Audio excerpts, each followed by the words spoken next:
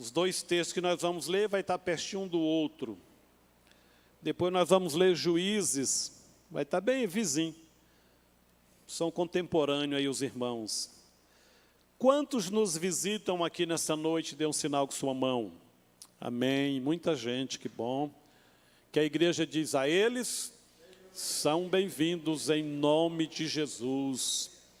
Venha uma vez, duas, três, até gostar e fique. É?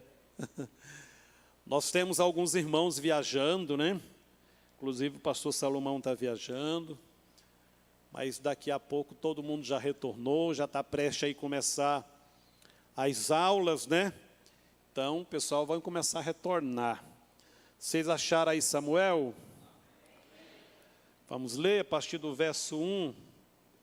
Eu vou ler uma tradução da linguagem de hoje, talvez seja um pouquinho diferente aí, mas os irmãos, com certeza, não mudam o contexto. Samuel ainda era menino e ajudava Eli na adoração a Deus, o Senhor. Naqueles dias, poucas mensagens vinham do Senhor e as visões também eram muito raras. Certa noite, Eli quase cego, estava dormindo no seu quarto.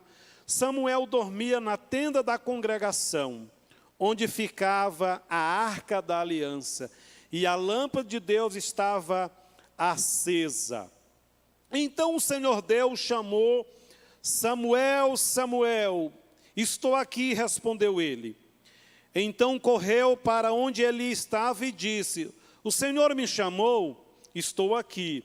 Mas Eli respondeu: eu não chamei você, volte para a cama. E Samuel voltou. Então o Senhor Deus tornou a chamar: Samuel, Samuel. E o menino se levantou e foi aonde estava Eli e disse: o Senhor me chamou, estou aqui. Mas Eli tornou a responder: eu não chamei você, filho, volte para a cama. Samuel não conhecia o Senhor, pois o Senhor ainda não havia se revelado a ele. Aí o Senhor chamou Samuel pela terceira vez, e ele se levantou, foi aonde ele estava e disse: o Senhor me chamou, estou aqui. Então Eli compreendeu que era o Senhor quem estava chamando o menino e ordenou: volte para a cama, e se ele chamar você outra vez, diga: fala, ó Senhor, pois o teu servo está escutando. E aí Deus falou novamente. Vamos lá para Juízes, capítulo 16. Juízes, capítulo 16.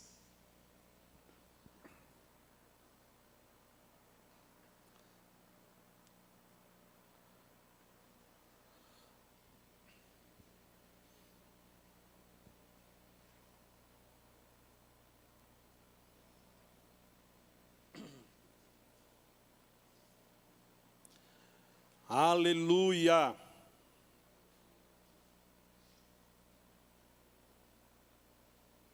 A partir do verso, vamos ler, a partir do verso 15. Então ela disse: por que você diz que me ama, se isso não é verdade? Você me fez de boba 3 vezes e até agora não me contou porque é tão forte. E ela continuou a perguntar isso todos os dias a Sansão, que Sansão ficou tão cansado com a insistência dela, que já não aguentava mais.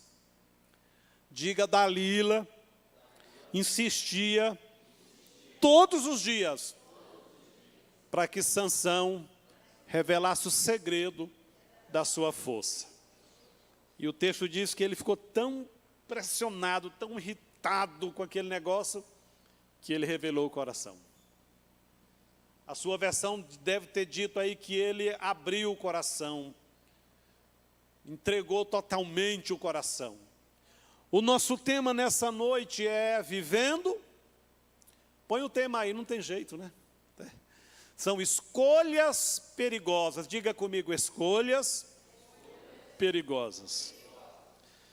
Quem faz escolhas perigosas vai viver uma vida correndo grandes riscos. Isso é muito perigoso. Nós lemos o texto de 1 Samuel, em que o texto trata de um momento crucial para a nação de Israel. Um povo que estava em declínio, o espiritual já tinha ido. Agora, se não tem vida espiritual, não tem equilíbrio espiritual, é porque o moral já foi, um declínio moral, social, financeiro, político. Eu posso dizer para os irmãos que era algo muito parecido com hoje, com os nossos dias. Hoje, qual é o discurso? Tudo pode, está tudo certo, está tudo ok. Até inventaram aí agora uma saudação nova, o todes, né? Que é um trem terrível. Onde é que arrumaram essa palavra para pôr no português, esse trem? Primeiro que não existe todos e todas, é só todos, né? Às vezes alguém acha que é bonito e não presta atenção no mistério aí do português. Que nem diz a minha filha, o português chora muitas vezes na nossa boca, né? Está quase morto o português, né? Ainda mais quando a gente é meio goiano, meio mineiro, né? Talvez você faz jogar a Dona Tília a pindoca, né? Então, bom, é todos e acabou. Não tem conversa. Mas a gente sabe que no fundo, essa é uma maneira de agradar a todos. Como disse o presidente americano, eu não sei todos os caminhos para a vitória, para uma vida maravilhosa, mas eu sei de uma coisa, eu sei do caminho do fracasso. Sabe qual é? Agradar a todos. Irmão, agradar a todos é caminhar para o buraco. É caminhar para o buraco. O ser humano, ele precisa de freio, ele precisa ser conduzido. O ser humano tem carência de ser confrontado, ainda que ele negue, que ele ache ruim quando alguém faz isso. Eu tinha um pastor e ele fazia umas reuniões, hora enquanto, só com os pastores e as esposas. E pensa, irmão, falava verdades assim na lata. E um tempo ele parou. Por que o senhor parou? Se eu não estou sendo chato, eu falei, pastor, a gente precisa disso. Ser humano sem isso se perde. Precisa ouvir verdade, precisa de direção, precisa ouvir o evangelho genuíno, precisa ser tocado em áreas que muitos altares já esqueceu.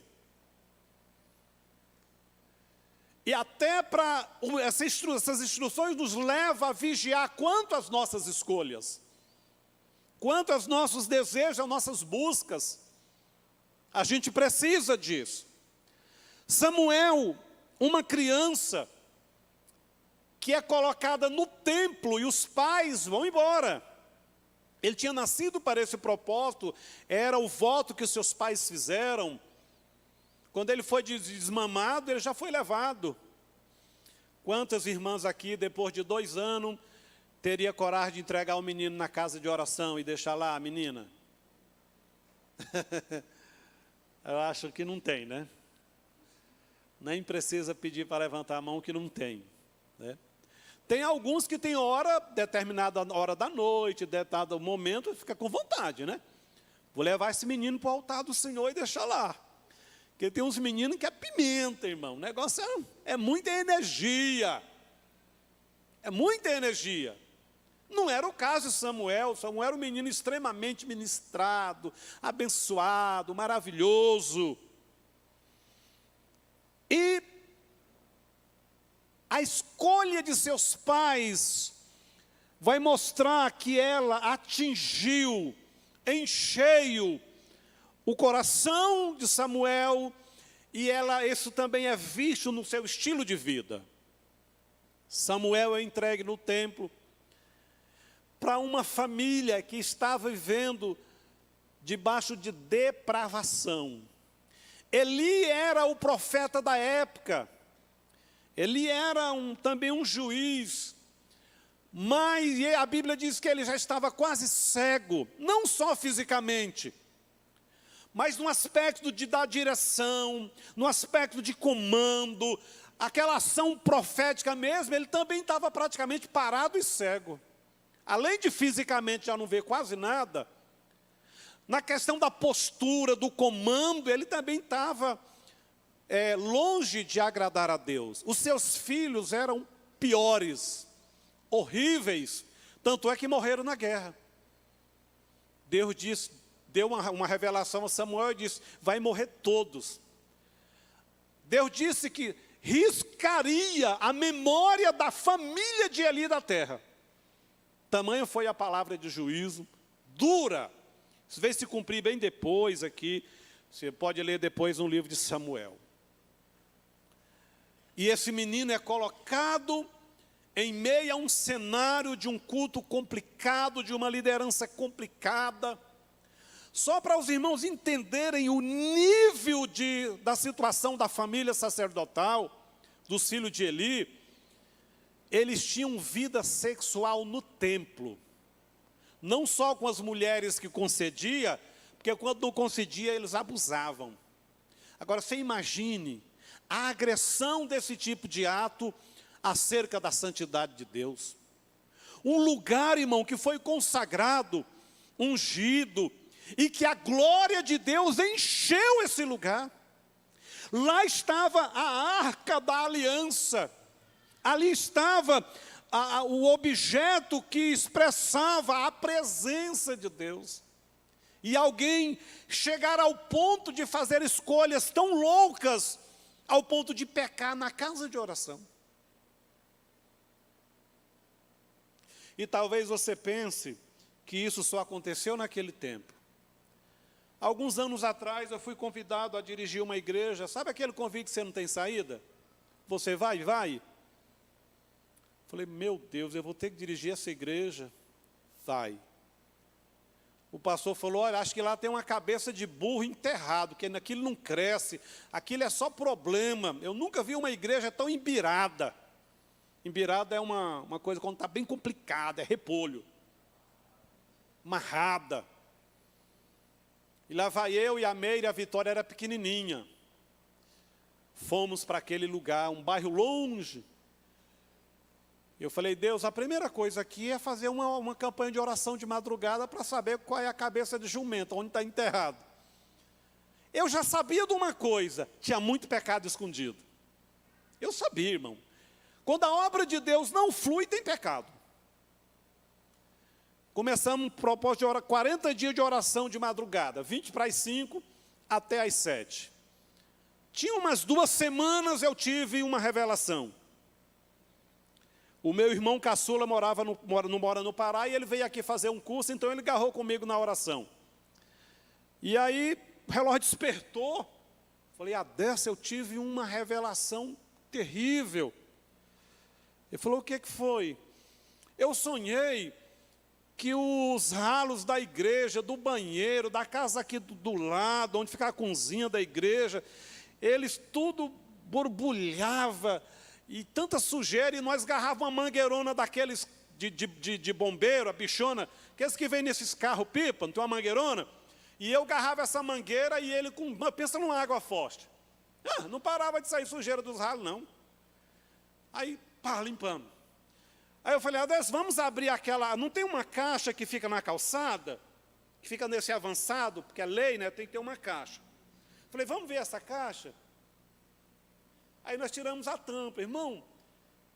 Ela era feita de cimento queimado, e embaixo tinham colocado uma areia alvinha. Falei, Deus, é incrível, olha o tanto que está limpo. A areia chega a parecer areia de praia, sequinha. Aí ele falou assim, por que a gente não cutuca isso aí? Virou a enxada, pegou a pá, e quando ele apertou, fez assim, balançou. Irmão, quando a pá abriu, subiu e transbordou, que saiu na rua.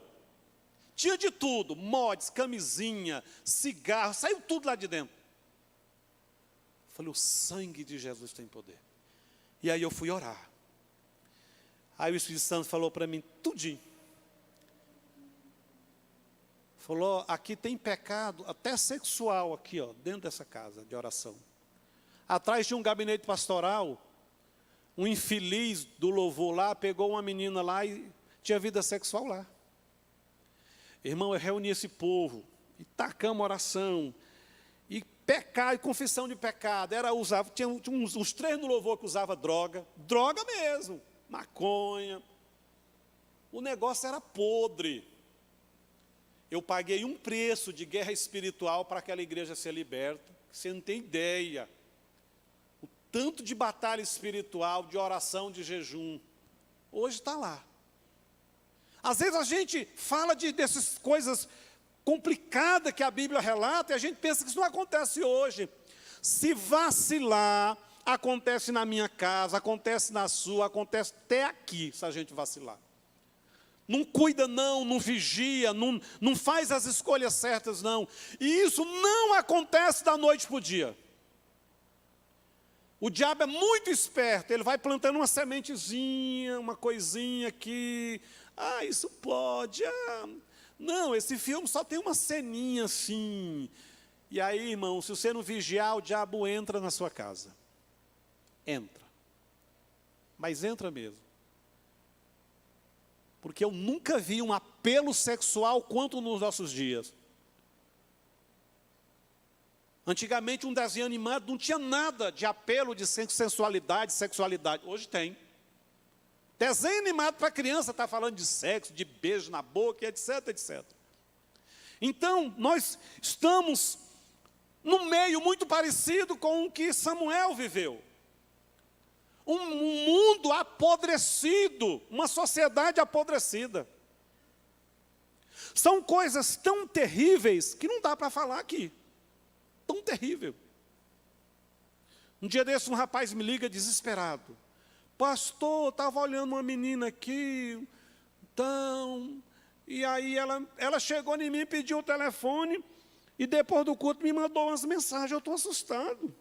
Eu falei, eu não assusto com mais nada. Eu já sei o que ela fez, ela aprontou com você, com certeza. Eu não assusto, irmão. Pastor do céu, ela me fez umas propostas que nem quando eu estava no mundo, eu ouvi. Eu falei, então, irmão, é simples, dá tchau para ela, exclui ela do WhatsApp dela, bloqueia, faz o que você quer. Mas não abra mão da sua santidade, não abra mão da sua chamada, mão do seu ministério. Porque, irmão, ninguém nem nada poderá contribuir ou definir a sua ida para o céu. A gente incentiva você a ir para o céu, a gente prega, a gente ora, aconselha. Mas no fundo, sabe quem é que decide pela sua salvação? É você. É a sua integridade com Deus, é o seu caminhar com Deus. Pastor nenhum está toda hora perto de você, no trabalho, na escola, em casa, quando você pega o controle, quando você abre o seu smartphone, o seu celular, ninguém está lá. Ninguém está. Eu gosto daquele livro, O que faria Jesus em seus passos. Aí automaticamente a gente pensa o contrário. O que eu estou fazendo, será que Jesus faria? Né? Então Samuel é colocado, é mais ou menos você pegar uma criança recém-nascida e colocar lá no lixão, onde tem tudo quanto é tipo de coisa. E isso traz um ensinamento extraordinário para nós. Deus sustentou Samuel em santidade, Samuel teve revelação, Samuel teve sonhos, Samuel ouviu a voz de Deus, vivendo no meio de podridão e de grandes trevas e ação demoníaca. E isso é um alerta para nós. Nós também podemos viver no meio desse mundo podre, em santidade, ouvindo a voz de Deus, contando com o sobrenatural de Deus. Porque o mundo, por mais que não queira nos ouvir a verdade que nós temos, Por mais que o mundo até rejeite o nosso amor, a nossa forma carinhosa, mas na hora que o negócio pega, lá no trabalho, quem é que eles procuram? Procura o crente. Quando a coisa azeda mesmo, quando a doença chega, o desemprego, eles pedem oração para quem eles sabem que é crente. Vivi isso a minha vida toda em empresa onde eu trabalhei. Criticava a gente, olha lá o crente, olha lá o chato. Cansei de chegar em alguns lugares e falar, para de falar o negócio aí porque o irmão chegou. Falei, gente, eu estou saindo, vou tomar um café. Pode continuar a vida de vocês. Mas quando a coisa pegava, quando o casamento não estava dando certo, quando a coisa rachava em casa, quem é que eles procuravam? O irmão crente chato, para orar, irmão, ora por mim, me ajuda, então, ora por mim, então, é o tal dos 6 horas, né? Então, queridos, vale a pena você manter as suas escolhas, o seu padrão, porque no fundo, o mundo clama por homens e mulheres que ouvem a voz de Deus e que tem algo de Deus para trazer a eles no seu estado de vazio e de escuridão. Então, é incrível que Samuel tenha prevalecido num cenário tão terrível. O texto começa dizendo, naqueles dias, as visões sobre Deus eram raras. Deus também não falava. Se não há visão, não há futuro. Se Deus não fala, não tem direção. E o incrível é que esse texto está falando de uma nação, não está falando dos filisteus, dos amorreus, não, das nações vizinhas que eram pagãs e que não se importavam com Deus. Esse texto está dizendo que o Deus que tirou Israel do Egito, com mão forte, que deu a eles uma terra, uma identidade, a salvação, que colocou no meio deles o seu espírito pelos profetas, é nessa nação que a Bíblia está dizendo que já era rara as visões e o agir de Deus. Porque se fossem para outras nações, estava tudo bem, eles não queriam, eles tinham outros deuses e etc. Mas a Bíblia está dizendo que o povo que era de Deus, que tinha aliança com Deus, que tinha o templo, a lei, a arca da aliança, Deus não se movia mais lá. Por causa do pecado, das escolhas. Mas, irmãos, bastou uma única pessoa em sintonia com Deus, com o Espírito Santo, com a sua palavra, para que Deus voltasse a falar. Sabe o que é que Deus está esperando? Esperando o nosso posicionar. Você aumentar um pouco mais a sua comunhão com Ele, com a oração, com a Bíblia, com a palavra de Deus. Se a gente melhorar um pouquinho, a gente traz de volta a unção, a voz. Sabe qual é a grande problemática da vida? Não é ter problema. Nós vamos ter problemas em várias áreas. Vamos ter guerras, adversidade. Jesus diz, tereis aflição. Mas o grande drama é a ausência de Deus. Esse é o grande drama. Você pode ter o exército que for, a capacidade que for, o dom que for, o curso que for, o conhecimento que for. Tem inimigos que você não vai vencer, a não ser na presença de Deus. Era o caso de Davi, a diferença de Davi e Saul. O inimigo era o mesmo. O problema era o mesmo. Só que Davi tinha Deus, Saul não tinha. Um fugia desesperado, e o outro avançava de forma extraordinária. Porque não existe inimigo nem gigante grande para Deus, Deus é maior. Então, irmão, a melhor escolha é preservar a presença de Deus na nossa vida, na nossa casa. A Bíblia diz que Deus não faz nada na terra sem antes revelar aos seus santos e aos profetas. Mas como que Deus iria revelar algo aqui se não tinha esse santo, esse profeta? Por isso as visões e as palavras, revelações eram raras. Mas a Bíblia diz que Samuel dormia lá no altar, onde ficava a arca da aliança e a lâmpada de Deus, que é símbolo do Espírito Santo. E andando e dormindo, andando nessa luz, nessa graça, Deus volta a falar e Deus volta a dar visões. Eles passaram a ter direção e futuro. Direção e futuro. E Samuel não entendia, porque ele não tinha vivido essa experiência. Aí Deus falava, ele ia lá em Eli, achava que era Eli chamando ele. Até que ele entendeu. Então, tanto é que quando ele volta pela quarta vez, aí ele fala, Senhor, eu estou aqui, pode falar. Aí Deus traz, irmão, uma revelação profunda sobre o momento da família de Eli, de Israel, e sobre o futuro.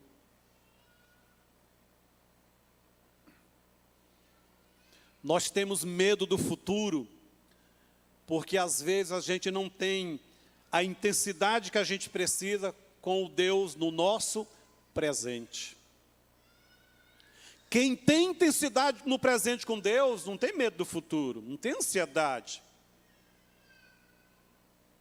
Até porque a ansiedade é contra a fé. Jesus disse, olha, por mais ansioso que alguém seja, e ele venha viver 100 anos, ele não aumentará 45 centímetros no percurso da sua vida. Ele pode pegar toda a energia da ansiedade, do autocuidado, que ele não aumentará 45 centímetros na sua jornada. Um côvado é daqui, ó, aqui, 45 centímetros. Então, o que Jesus estava querendo dizer? O tanto que é inútil a ansiedade, a preocupação.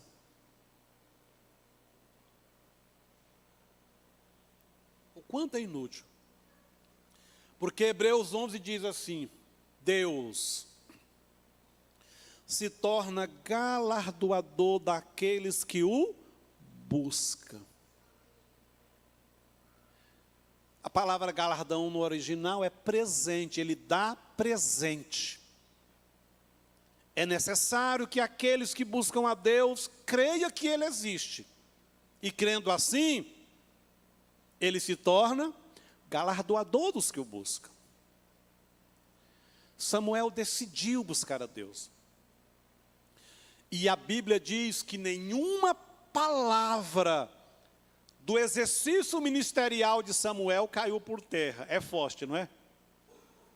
Você já imaginou um homem que viveu dezenas e dezenas de anos no ministério, morreu velhinho?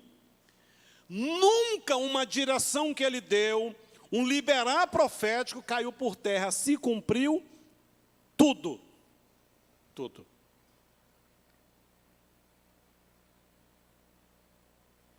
Tudo.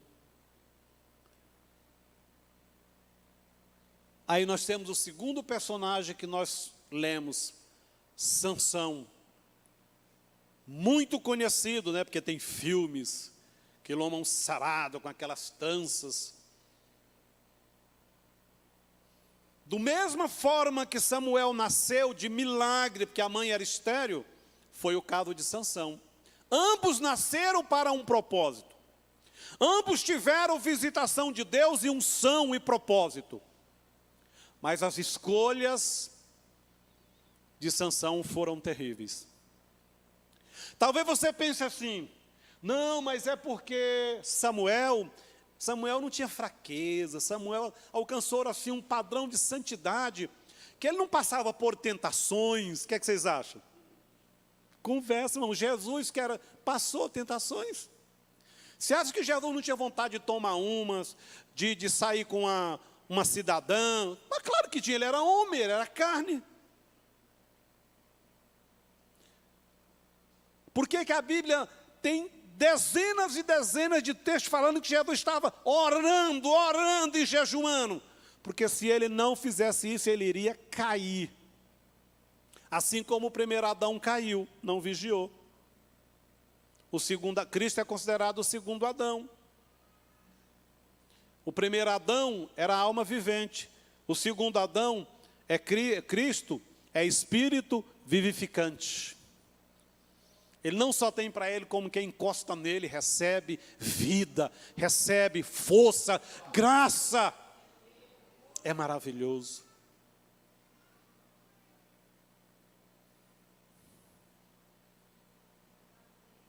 Irmão, Samuel tinha suas tentações, mas ele fez as escolhas certas.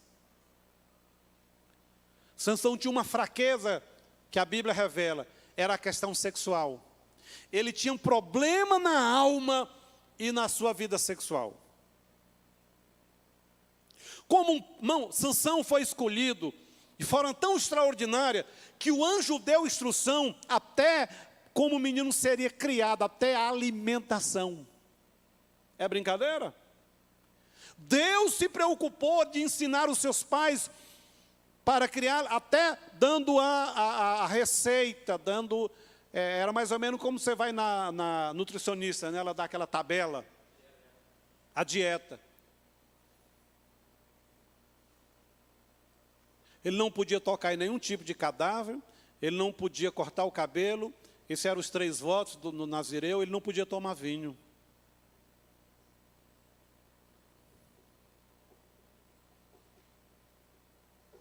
Ele quebrou os 3 votos.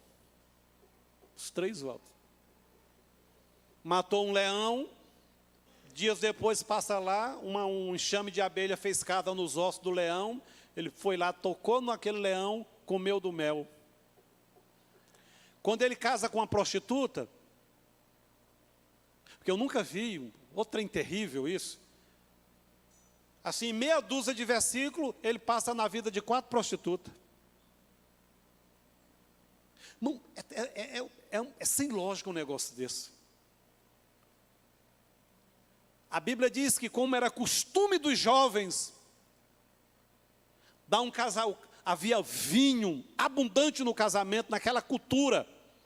Ele faz o casamento dele, não é na cultura judaica, nem nas terras judaicas. Ele faz lá no meio dos filisteus. E deu uma festa de 7 dias, e o caldo entornou na cachaça. Eu pergunto, você acha que ele não bebeu? Conversa fiada, irmão, bebeu sim. A Bíblia é clara, era costume dos jovens dar, no seu casamento, dar uma festa de 7 dias, e o negócio era banhado no vinho. E Sansão tinha um problema. Sabe aquele negócio? Mas se eu não fizer, eu não vou agradar a galera. Sansão tinha isso. Quando a gente lê a Bíblia nas entrelinhas, ele era tipo do camaleão. Se a árvore for verde, o camaleão é verde. Se tiver no outono, fica tudo outono. Tudo caque. Tudo. Uma pessoa escolhida, não houve nenhum ser humano com tanto poder de Deus. Ele arrancou os portões de Gaza e subiu um monte e colocou lá em cima. Aquilo pesava toneladas. Pegou 300 raposas, amarrou um rabo no outro, tocou fogo e queimou a seara dos filisteus. Fez uma aposta tola. No seu casamento ele liberou o enigma e diz, quem ganhar, ganha 300 mudas de roupa fina. Pegou 300 homens filisteus e fez a aposta. Como ele era tolo, ele foi lá e revelou para sua esposa qual era o enigma. E aí ela falou para os filisteus, porque ela era parente, e eles vieram cobrar as roupas. Ele saiu, matou 30 filisteus, pegou a roupa deles e deu para os jovens. Completamente fora da direção de Deus. Completamente contrário qual era a direção de Deus, qual era o seu ministério, qual era o seu foco. Isso revela o seu adoecimento emocional e sua vida sexual desequilibrada. Na lei, um judeu jamais poderia casar com alguém de outra nacionalidade. Ele casou 2 vezes. Era um homem que, a nível de poder de Deus, ele estava milhões de anos na frente de Samuel. A nível de ver feitos extraordinários, ele pegou uma queixada velha de um jumento morto lá, o osso, e matou 1000 pessoas. 1000 homens, 1000 soldados.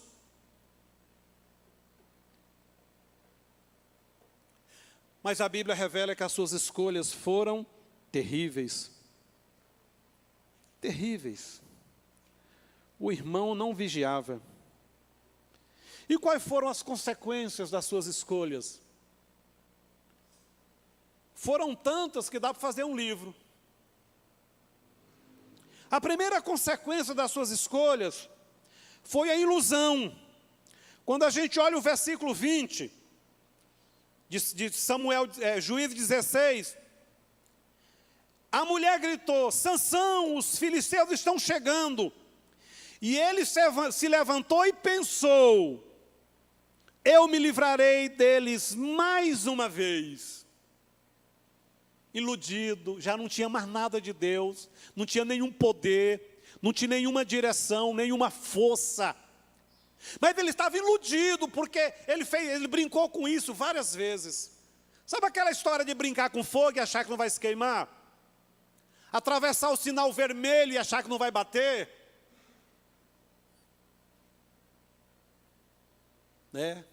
Irmão, quem brinca com fogo vai se queimar.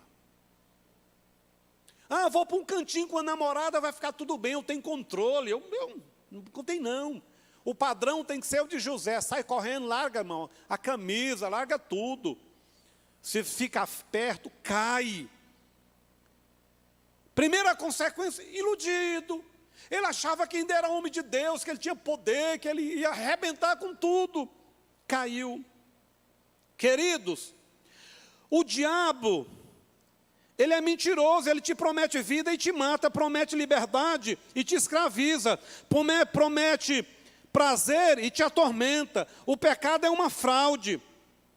Fascina os olhos, mas produz cegueira espiritual.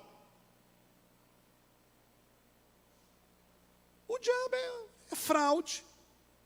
Segunda, diga fraqueza. Qual foi a segunda consequência? Fraqueza. Primeiro, iludido. Segunda, fraqueza. Olha o que diz o versículo 19. Ela fez com que Sansão dormisse no seu colo. Em seguida chamou um homem e ele cortou as 7 tranças de Sansão. E o texto continua dizendo o quê? Que ele ficou tão fraco que ela pegou e ela dominou ele. A mulher dominou ele na cama. Ela provoca ele para ver se ele tinha alguma força. Tinha força nenhuma. Profunda fraqueza. Consequência da escolha errada.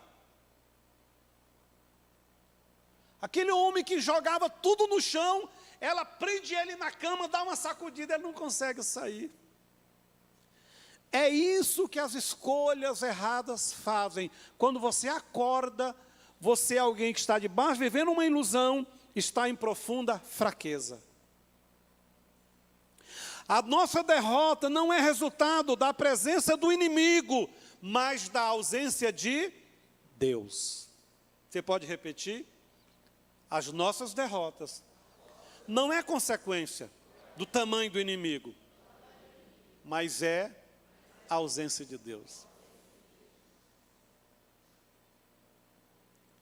Você pode perder para um inimigo pequeno para um grande. Se Deus estiver ausente, você vai perder. Ele está dominado por uma mulher. Aí ela grita, os filisteus vêm, os soldados, e acaba, amarra ele. E aí a tragédia vai continuar. Terceiro, diga ausência de Deus. Vamos ler novamente o versículo 20. Ela gritou, Sansão, os filisteus estão chegando. Ele se levantou e pensou, eu me livrarei mais uma vez. Sansão não sabia que o Senhor o havia deixado. O Espírito Santo já tinha, não havia mais nada de Deus na vida dele.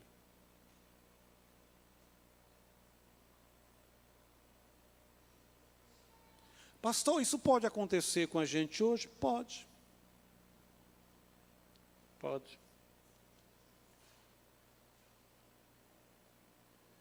Um amigo meu foi para o Rio de Janeiro, ele foi desfrutar das férias, aí ele saiu de manhã fazer uma caminhada. Na volta, ele passa de frente a um portão de uma casa bonita, o portão está aberto. Quando ele passou o portão, ele escutou assim um fungado, que ele olhou para trás, um pitbull, enorme. Ele disse que gelou todo, virou para o pitbull, e o pitbull vem andando assim, com aquele andadão assim musculoso, né? Tipo gorila. Falou, se eu correr, ele me pega. Se eu ficar parado aqui, ele vai me pular em mim. E o pitbull está vindo, ele não teve outra ação. Ele falou assim, o sangue de Jesus tem poder. O pitbull travou. E ele aproveitou e foi embora. Irmãos, se ele não tivesse bem com Deus, pitbull ia dar umas mordidas boas no crente, para ele aprender e ficar firme. Sansão está lá. Não sabia que seus pecados, suas escolhas erradas, tirou completamente, ele está completamente fora da vontade de Deus e Deus longe dele. Vamos avançar? Vamos lá. Não podemos nos manter de pé, estribando no nosso conhecimento e na nossa força, no que já vivemos com Deus, se na atualidade nós escolhemos errados e pecamos. Deus não vai, irmão. Essa ilusão que muitos têm. O diabo fica sonhando em ele achar uma brecha, uma fragilidade, uma fraqueza, para ele pegar a gente, porque o currículo dos demônios é um currículo sujo. Então o crente tem que vigiar, o crente tem que ficar de pé. Quarto, diga, a perda da visão. Qual foi a quarta consequência? A perda da visão. Olha o que diz o versículo 21. Os filisteus pegaram e furaram os seus olhos. Irmão, toda vez que eu leio isso, eu fico pensando, o quanto isso deve ter doído. Tá! Cara, sem anestesia. E com certeza não foi foi com um pedaço de madeira, com a ponta, alguma coisa. Imagine a dor que não deve ter sido. A dor que não deve ter sido. Aquele cujo nome significa luz. Sabia que a palavra Sansão significa luz? Aquele que guia, aquele que esclarece. Olha que contradição, irmão. O inimigo, ele faz a leitura do mundo espiritual. O inimigo disse, você é o Sansão, que traz a luz, que dá direção, que protege, que livra a nação de Israel. Então eu vou me vingar. Quando eu pôr a mão em você, eu vou furar os seus olhos. Aquele que era luz agora é cego. Já estava cego espiritualmente. Agora é cego literalmente. Ei, irmãos, é sério, né? O fascínio pelo pecado o deixou cego. Completamente cego.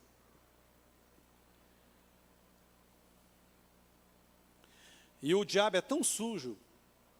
Aonde foi que Sansão cometeu todos os seus pecados? Lá em Gaza. Para onde foi que o diabo levou Sansão para zombar lá no templo? Em Gaza. Foi aqui que você nos humilhou, Sansão?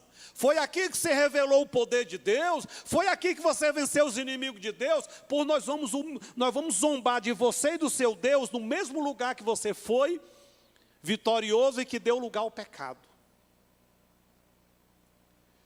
O inferno ama escarnecer de Deus. Irmãos, aonde tem uma família de crente, Deus empenha a honra do seu nome.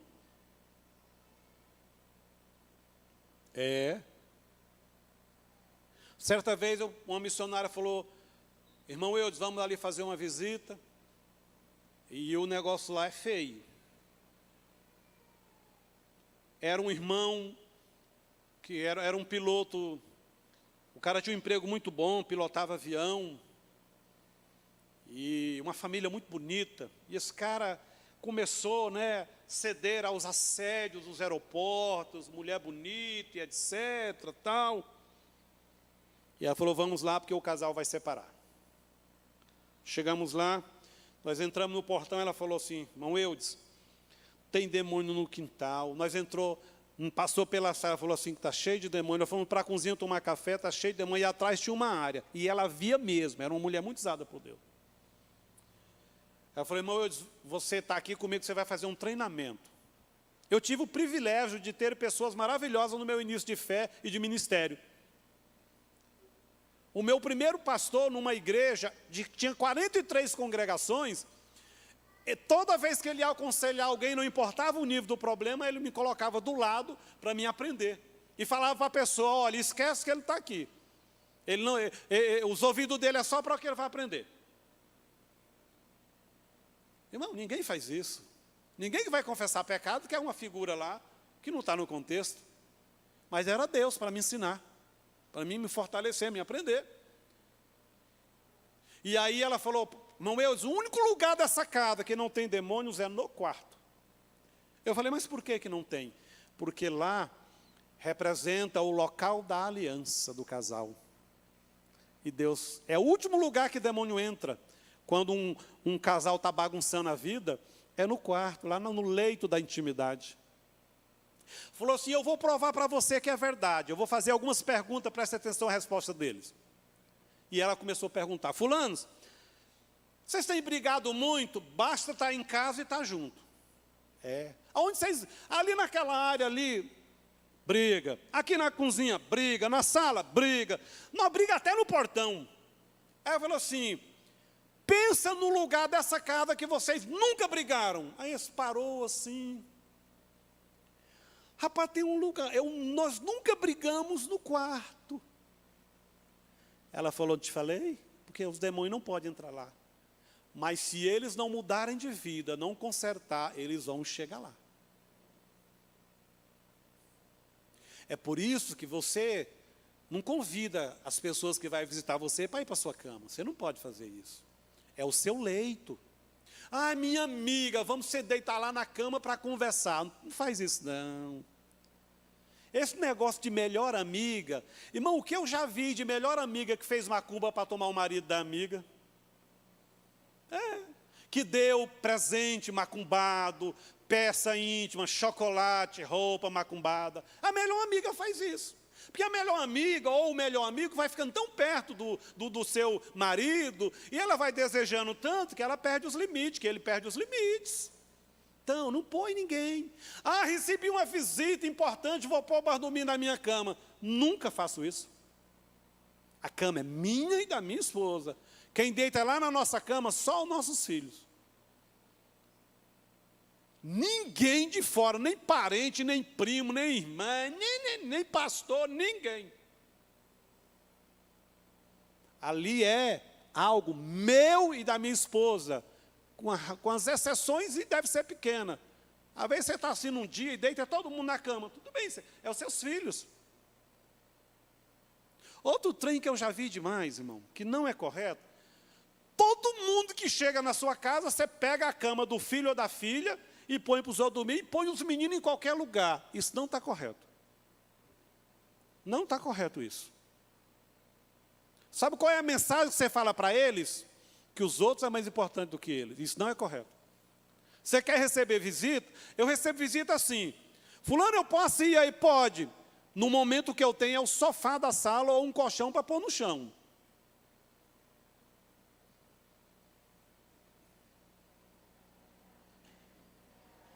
Aí a gente foi para melhorar, né, porque a gente tem dó das visitas também, porque o crente hospitaleiro, nós comprou cama, aquela cama solteirão que tem a cama auxiliar. Até porque o meu sogro e minha sogra vêm constantemente. Então, agora eu negocio. O João e a Vitória ficam no quarto dela, que tem a cama auxiliar tão boa quanto a cama solteirão, a cama auxiliar é enorme. Aí minha sogra e meu sogro ficam na outra cama, porque tem a cama normal e a cama auxiliar. Mas para o meu quarto, ou pôr meus meninos em qualquer lugar, jamais. Jamais. E outra coisa, a visita foi embora, cata o óleo, faz uma oração e repreende tudo. Manda e junto com a visita e tudo que ele trouxe. Irmão, às vezes a gente ri, mas você não tem ideia do mundo espiritual, como é que se move, não. Ah, pastor, mas a fulana que veio é crente, mas o marido dela, às vezes, é um louco na cama. É um pervertido. E ela veio e deitou lá na sua cama. E ela é gente boa, mas o marido, às vezes, é um louco. Então, por isso que, hora enquanto, eu aconselho. Faça uma oração na sua casa, demanda tudo quanto é capeta embora. Espírito de miséria. Então, antigamente a gente dava o nome, né? Não sei o que, mulambeira. Agora você não pode falar, não. Porque senão as pessoas que têm aquele nome te processam. Né? Mas eu já vi esse demônio se arrastando lá. Né? Toda a roupa toda rasgada, com saco velho, arrastando na casa. Já vi. Família que não prospera, que não vai para frente, etc. Não dá uns gritos lá, depois repreender, pega o óleo e unge as portas tudo, e invoca a presença de Deus. Faz o que diz o Pai Nosso, vem o teu reino, vem o teu governo, enche esse lugar, que não volte mais o mal. O Sansão está lá, todo achando que ele estava podendo, perdeu até a visão. Irmão, isso pode acontecer com um crente, ele vai ficando tão assim morno, vai ficando tão assim, aquele crente legal, que as pessoas podem ir almoçar lá e levar cerveja. Não, pode fumar ali na área, você vai ficando um crente tão legal, que daqui a pouco você não tem nenhuma visão, nenhuma percepção espiritual. O diabo deita e rola e você não sente e nem vê. Irmão, esse negócio de ser crente é para quem está decidido, posicionado. Posicionado.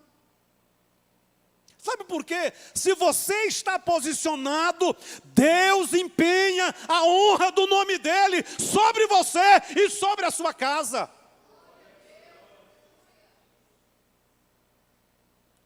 O tranca-rua não pode ir lá e definir, tomar o seu emprego ou fechar a sua empresa. Ele não pode, porque Deus empenha a honra do nome dEle.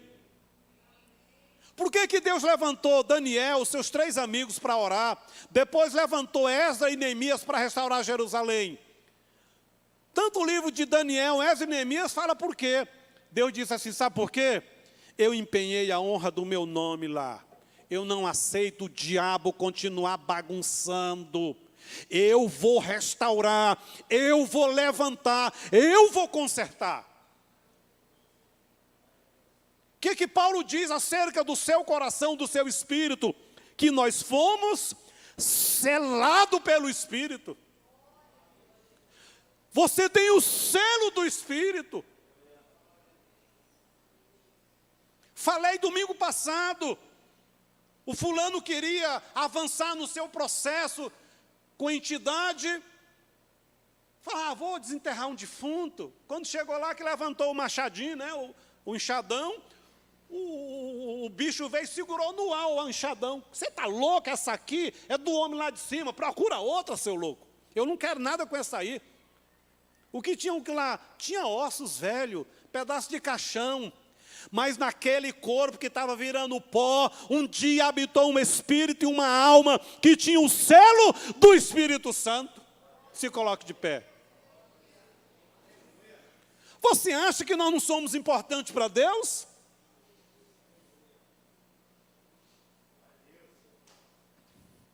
A pessoa que eu vi com maior facilidade para receber esses negócios, o guia dela proibia ela de visitar a irmã dela, porque a irmã dela era crente. Eu amo quando o próprio diabo prega para a gente. Ele mesmo revela que o nosso Deus é poderoso e grande. Quando ela projetava em visitar a irmã, tal, no Natal vou, ele vinha à noite e batia nela. Não vai, você está proibida. Mas eu não sei o que aconteceu, eu acho que a irmã dela intensificou a oração, ela foi parar, ficar 15 dias na casa dela. Quando ela retornou, irmão, ela não pegava mais nem resfriado, não recebia mais nada. Pensa numa mulher que bastava ela fazer um movimento e consultava todo mundo. Só dela entrar na casa da crente, a crente não pôs a mão nela, não fez libertação, não levou ela num... Só dela ficar 15 dias no mesmo teto, foi quebrado completamente a sua aliança com o mal. Esse é o Deus que eu e você servimos. Você já viu pessoas entrando no comércio e saindo de costas? Eu já vi muitas vezes. Você sabe por quê? Quem já esteve lá sabe. Porque se alguém passar a mão nas costas, ou pôr a mão na cabeça, já era. Por isso João disse, maior é o que está em nós, do que o que está no mundo. É maior. Você que é pai, você que é mãe, suas mãos são instrumento de bênção. Você não tem ideia o poder que é um pai, uma mãe, um avô e uma avó, orando, abençoando os filhos e clamando. A pastora Meire testemunhou aqui, essa semana, o irmão dela que, alcoólatra, perdido, voltou para a igreja. Porque o meu sogro orava de madrugada e dizia, pai, fala que no ouvido dele para ele ouvir, uma voz alta que é o Senhor. Ela testemunhou aqui. Essa semana passada, agora, acho que quarta-feira, ele foi levar a tia dele, bêbado, irmão, pegou a moto e foi levar a tia na igreja. Quando ele deixou ela para sair, ele disse que uma voz falou para ele, fica aqui. Ele caçou quem era, ficou meia hora, 40 minutos, aí o anjo se materializou na frente dele. Falou assim, agora eu vou te mostrar até o carro que ia pegar a sua moto e te matar. Se você não tivesse ficado aqui, você estaria morto. E abriu a visão na frente dele e ele viu, ele indo de moto e um carro branco vinha.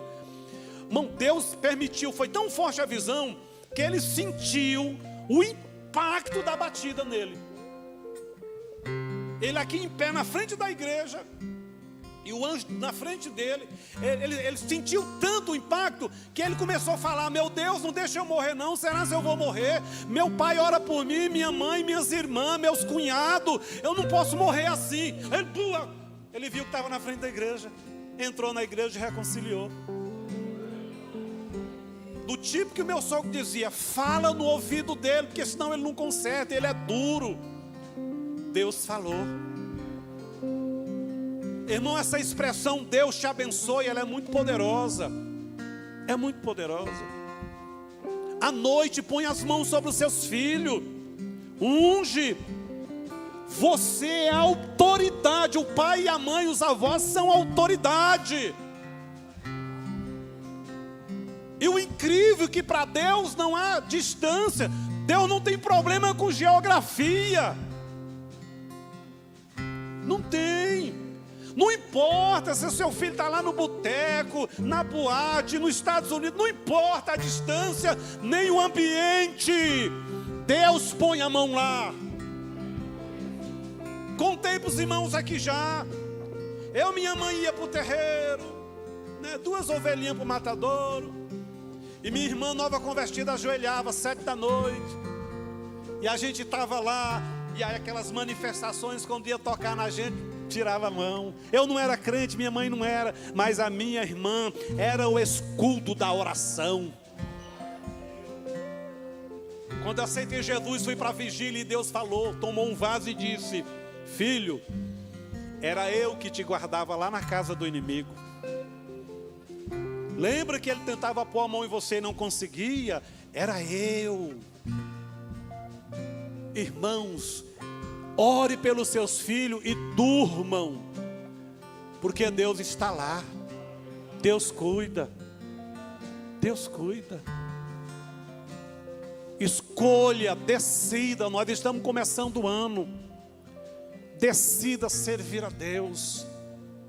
Você está tendo algum problema na sua casa? Decida, você e a esposa, começar a orar. Ah, ninguém não quer orar. Se o homem orar, já muda tudo.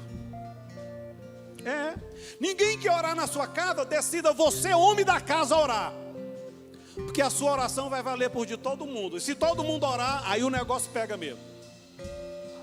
Se a mulher, os filhos, ninguém quiser orar, se o homem orar, o seu jardim será guardado. Deus não cobrou nada de Eva, Deus cobrou do Adão. Adão, onde é que você estava, seu cabra? Que você não estava guardando essa mulher, esse jardim. Eu não ouvi a tua voz, você não guerreou, você não se levantou, você ficou passivo. Porque se o homem orar, é diferente. E muitos homens, na hora de orar na casa, o homem fala para a mulher: bem, ora. Deixa eu te falar, a mulher fala: não vou orar não, você é o sacerdote, ore. Tem homem que tem vergonha de orar na frente da esposa e dos filhos. Mas isso é uma estratégia do inimigo. Porque o diabo sabe que o mesmo homem que pode ser instrumento para trazer derrota, é esse homem que é o instrumento da restauração. Então, homem, levante, seja o intercessor, seja o muro de proteção. Vamos orar? É uma noite para nós reafirmarmos o nosso compromisso, ficarmos vigilantes quanto às nossas escolhas. Não deixe o inimigo roubar a sua visão, não deixe o inimigo roubar a sua intimidade. Não deixe o diabo tirar a Bíblia da sua casa e colocar a televisão no lugar. Não deixe. Leve a sua família de volta para a mesa, para comer junto, nem que seja uma vez na semana. Pai, nós te adoramos. Levante suas mãos. Nós te adoramos, Senhor. Nós te adoramos, Senhor. Te adoramos porque nesses dias tem sido dias que o Senhor tem trazido revelação. Tem sido dias que o Senhor tem falado. Ó Deus, desde o primeiro dia da semana da unção, nós temos desfrutado de um mover na palavra, de rema na palavra. O Teu Espírito está no nosso meio. O Teu Espírito tem falado. O Teu Espírito tem direcionado. O Teu Espírito tem guiado. E com certeza é porque algo novo está prestes para acontecer na nossa vida, como igreja, em cada casa, em cada família. Oh, aleluia. Invoque a Deus. Diga para Ele que você quer servir melhor. Diga para Ele que Ele pode reinar na sua casa, no seu emprego, na sua empresa. Clama por Ele. Diga para Ele que, como Samuel tinha a presença dEle e preservou, que você também quer, que você deseja.